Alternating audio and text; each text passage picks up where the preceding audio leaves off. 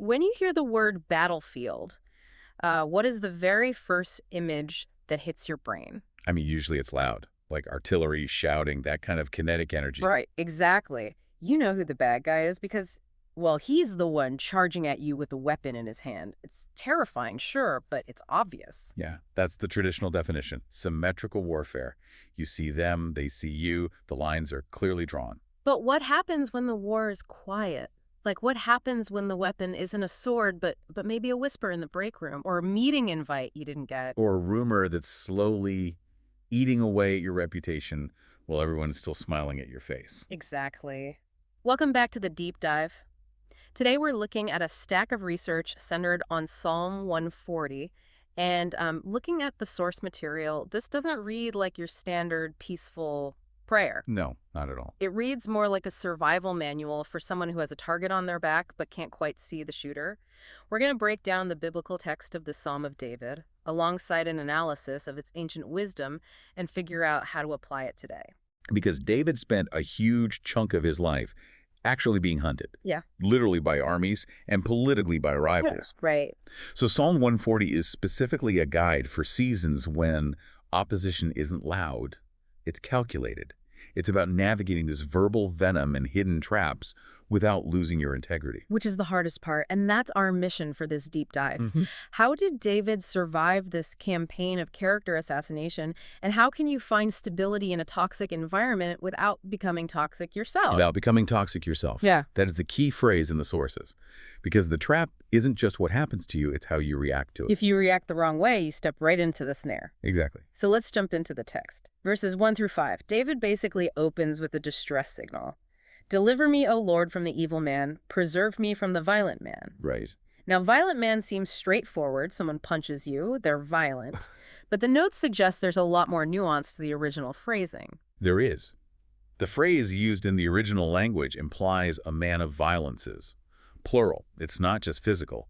It suggests a person who violates boundaries, who violates trust, norms.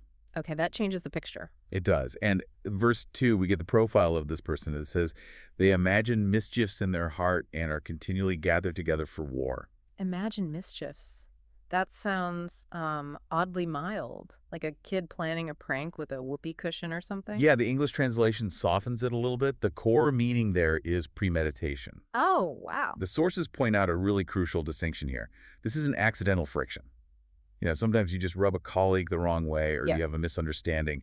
That's not this. This is mischief imagined in the heart. It's strategic. They are drafting blueprints on how to take you down. So they aren't just reacting to David in the heat of the moment. They're sitting around explicitly planning the takedown. Exactly. And notice the timeline there. Continually. It's a campaign of attrition. They're wearing him down. And the weapon of choice is fascinating because initially it's not a physical blow. Right, we see that in verse 3. This is where the imagery gets incredibly visceral. They have sharpened their tongues like a serpent. Adder's poison is under their lips. Yeah. I am terrified of snakes, so this already lands for me. But why the specificity? Why an adder and not a lion or a bear? A bear is definitely scarier. Because it's a tactical metaphor. Think about how a viper or an adder strikes. It's an ambush predator. It lies still, blends in, and the strike is lightning fast. You don't see it coming. Right. But the real danger isn't the puncture wound itself.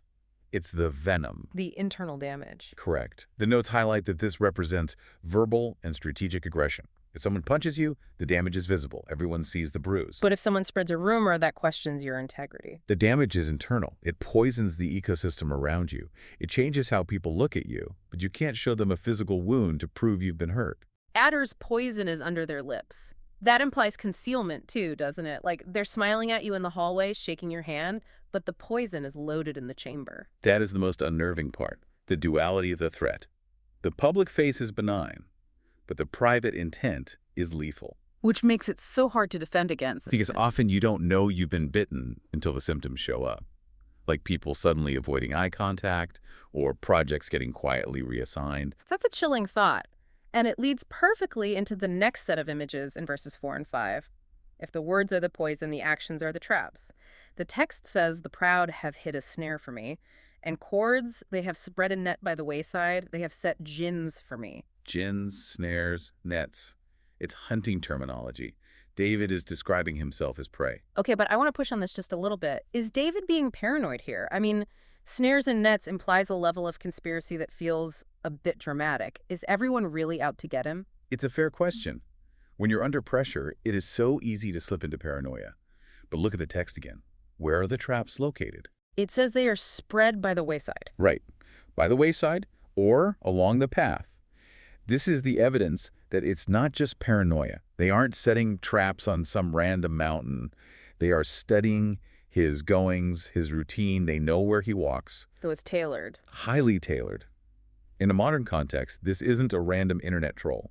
This is the person who knows you struggle with detailed spreadsheets. So they purposely bury critical data in a formatted cell they know you'll miss. That is incredibly intrusive. It's one thing to be attacked, it's another to be studied like that. And that's why the sources emphasize that in this specific type of conflict, your greatest asset isn't brute strength. You can't sword fight a hidden net. If you swing a sword at a net, you just get more tangled up. Exactly. You need discernment.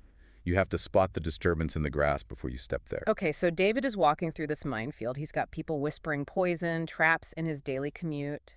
If this were me, I'm going into full panic mode, sending angry emails at 2 a.m. But David makes a move here that the sources flag as absolutely critical. He pivots in verse 6. He stops talking about the enemy. He stops analyzing the venom. He turns completely away and speaks to God.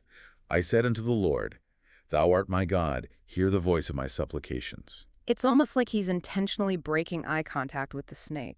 That's a great way to put it. He interrupts the fixation. When you focus entirely on the person attacking you, you actually give them power over your emotional state. Right. David breaks that link. And the imagery he uses next in verse 7 is my favorite part of this whole analysis. O God the Lord, the strength of my salvation, thou hast covered my head in the day of battle. Covered my head. I want to dig into this. Why the head? Why not shielded my heart or watched my back? Think about ancient combat, or even just modern biology. The head is the command center. It's the most vulnerable point. A blow to the arm is an injury. A blow to the head is game over. It's the knockout button. Exactly. But there's a psychological layer here, too. In the day of battle, in high stress, what's the first thing to go? Your clarity. Your ability to think straight. You get brain fog or tunnel vision. Your mind. You panic and make rash decisions. By saying God has covered his head, David is acknowledging that God is protecting his vital processing power, his sanity. It's like a helmet. It is the proto-helmet of salvation. But notice the agency here. David isn't covering his own head. Right. He says, thou hast covered. This is the core truth of this section. Security doesn't come from your ability to constantly parry every single blow. If you try to outthink every enemy and anticipate every trap, you'll just burn out. You'll suffer total cognitive failure. So David is effectively outsourcing his vigilance. He's saying, I can't watch every angle, but you can. I can't keep my head in this chaos, so you have to keep it for me. It's an admission of limitation. And that vulnerability is actually what strengthens his relationship with God. He realizes he isn't self-sufficient. And then, immediately after securing his own headspace, he turns his attention back to the outcome in verse 8.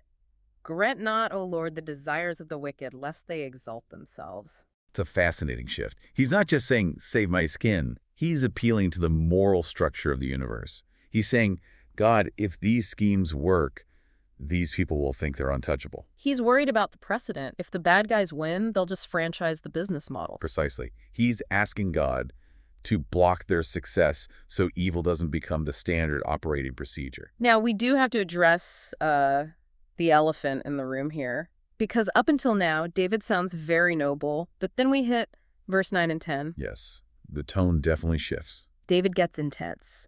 As for the head of those that compass me about, let the mischief of their own lips cover them. Let burning coals fall upon them. Let them be cast into the fire, into deep pits, that they rise not up again. It's heavy. It doesn't sound very turn the other cheek. Is he just venting rage here? Did he lose that head covering we just talked about? It sounds incredibly harsh to us today. But we have to look at the mechanics of what he's actually asking. Look at verse 9.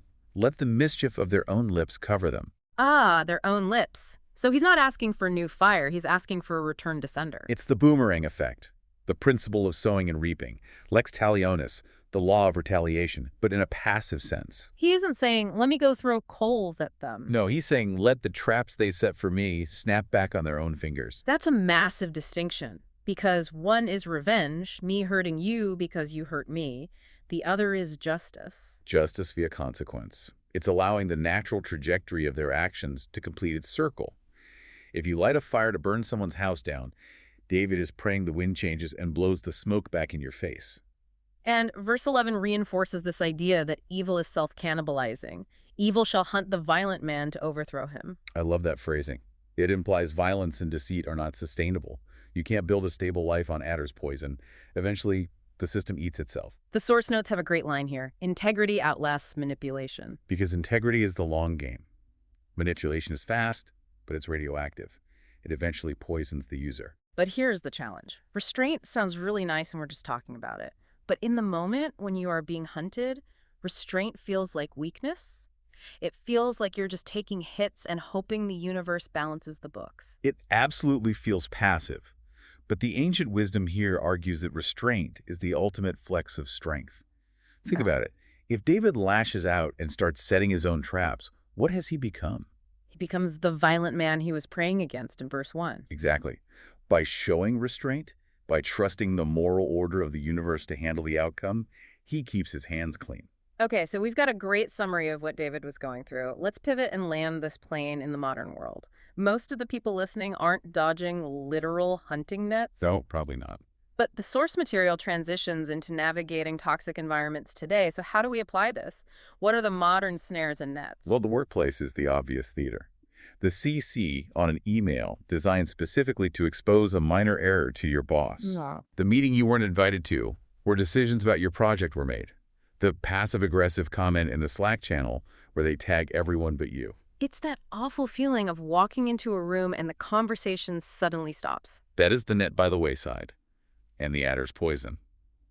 That is clearly the ecosystem of social media and digital communication. Rumors travel at the speed of light now. A digital distortion of your character can circle the globe before you've even had your morning coffee. Exactly. So if you're in that environment right now, if your boss is the violent man or your social circle is a pit of vipers, the first takeaway from the text is vigilance without panic. Meaning what? Just keeping an eye out. Meaning, don't be naive. David knew where the traps were. If you know a colleague is sharpening their tongue, do not give them ammunition. Guard your own words. Choose clarity over cruelty. But without the panic part. Right. Don't let the fear of the trap dictate your identity. If you're panicked, your head isn't covered, you're reacting, flinching, making mistakes. The notes also mention prayer as strategy. Now, to a pragmatic person, that might sound like a cop-out, like you're doing nothing. It's actually the opposite of doing nothing. It's active mental realignment. Remember verse 6, where David redirects his attention? Right, breaking eye contact with the snake? Yes. Yeah. Instead of obsessing over the plotters, trying to figure out how to spin or refute what they're saying, you redirect that anxiety into a vertical focus. It breaks the obsession loop. And it strengthens your trust because you are consciously placing the burden on shoulders bigger than yours. You rely on his defense, recognizing that God is active in your situation. And that leads us to the resolution in verse 12. Right. Two words that change the tone completely. I know. I know that the Lord will maintain the cause of the afflicted and the right of the poor. The certainty there is striking. He's not guessing. It's assurance. This is the antidote to gaslighting. When you're manipulated, the enemy wants you to question reality. Am I the crazy one? Did I imagine that? Exactly.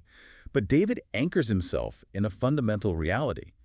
God champions the truth, and the truth has buoyancy. It eventually rises to the top. And the final verse, verse 13, paints the picture of the aftermath. Surely the righteous shall give thanks unto thy name. The upright shall dwell in thy presence. Dwell in thy presence. This is the ultimate victory. Mm. And the sources make a beautiful point here. Peace is possible even before the circumstances change.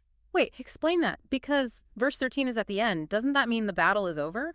Not necessarily. David is writing this from within the conflict. He finds the ability to dwell in God's presence while the traps are still on the ground. He isn't waiting for the enemies to vanish to find his stability. No, he finds it in his relationship with God right in the middle of the day of battle. That is a radical shift. So the victory isn't, I destroyed my enemies and now everything is perfect. The victory is, I stayed close to God and kept my integrity while under fire. That's it. That's the only victory no one can take from you. They can take your promotion, they can bruise your reputation for a season, but they cannot force you out of God's presence if you choose to dwell there. It completely redefines what it means to win. Winning isn't silencing the other person. Winning is refusing to let them change who you are. It's a masterclass in spiritual and psychological survival. So to recap for everyone listening, we started with the reality of the hidden war, the slander, the calculated opposition. We saw David's pivot to look up and claim his helmet. We saw the boomerang effect, letting evil hunt itself, and the incredible power of restraint. And finally, the modern application, being vigilant but not fearful, and finding peace in God's presence regardless of the office politics or digital noise. The big takeaway is that not every battle requires you to draw a sword. Sometimes the most strategic move is to stand firm, keep your hands clean, and trust that you are covered. Because realizing that is what deepens your relationship with God. You move from believing he exists to believing he is active in your defense. Absolutely. So we want to leave you with a challenge. Look at the struggles you are facing right now. Look at them through the lens of Psalm 140. Are you trying to control outcomes that actually belong to God? And are you letting their poison turn you into something you're not? That is the real danger. So as you go about your week, whether you're walking through a minefield or just a messy season, we want you to really chew on this. How will you apply this information in your life?